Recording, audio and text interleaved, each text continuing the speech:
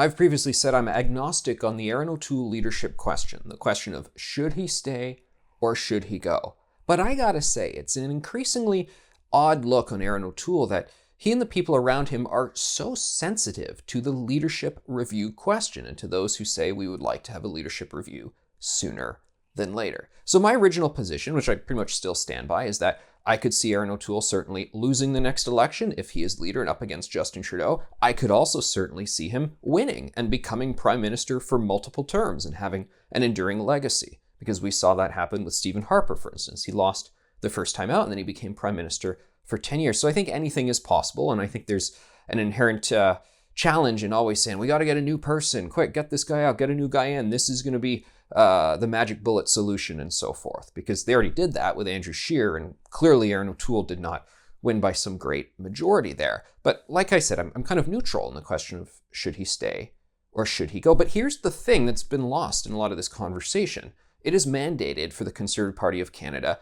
to have a leadership review whenever they lose an election. And this is not unique to the Conservative Party. This is something that's increasingly happening in political parties all across the Western world. Jagmeet Singh is actually going to have to face a leadership review with the NDP pretty soon. So this is a normal thing, and I think it's a healthy thing for grassroots democracy. I think this is a thing that should happen regardless of how I feel about an individual leader and whether they should stay or whether they should go. What the Conservatives appear to have done is that they have a situation where that leadership review is going to be pushed until 2023 during a policy convention that happens that year.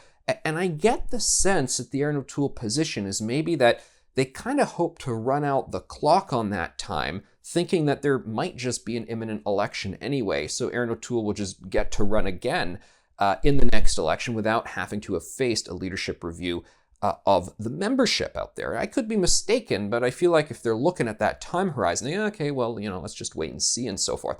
I think what kind of makes sense is to just get it over and done with, because there's still a lot of drama. I don't know if it will increase. I don't know if the pressure will go up or the pressure will go down. So just get the thing over and done with and prevail against that. Because obviously, if you can't fully convince everybody in your own team to get behind you, how can you convince the Canadian electorate? And to be sure, let's not forget that Erin O'Toole got more votes than Justin Trudeau did in terms of the popular vote for Conservatives. It just didn't distribute the way that brought them a victory. The same thing happened to Andrew Scheer. He also secured the popular vote victory for the Conservatives back in the 2019 election. But I think the better thing, instead of trying to find ways to sort of dodge a leadership review, is just to rally people behind you and say, okay, let's get her done. Let's do this. Erin O'Toole can get a victory. I mean, presumably one would think that he can secure that victory.